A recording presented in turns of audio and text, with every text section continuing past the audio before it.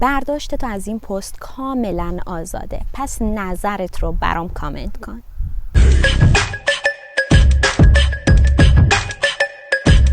امروز میخوام راجع به معایب و مزایای پودر باهات صحبت کنم.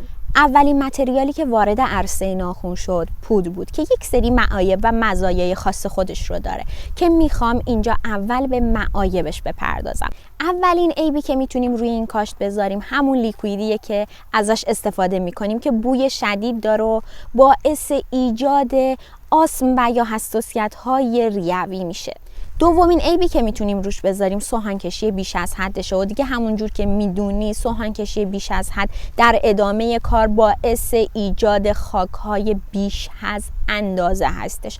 پس این خاک زیاد میتونه آزاردهنده باشه. و سومین ایرادی که میتونیم براش بذاریم یا سومین عیبی که میتونیم روش بذاریم حساسیت هاییه که تو این چند سال اخیر ایجاد کرده. از هر 10 نفر طبق آمار 1 نفر حساسیت شدید نسبت به کاشت پودر نشون میده. حالا میریم سراغ مزایای اون.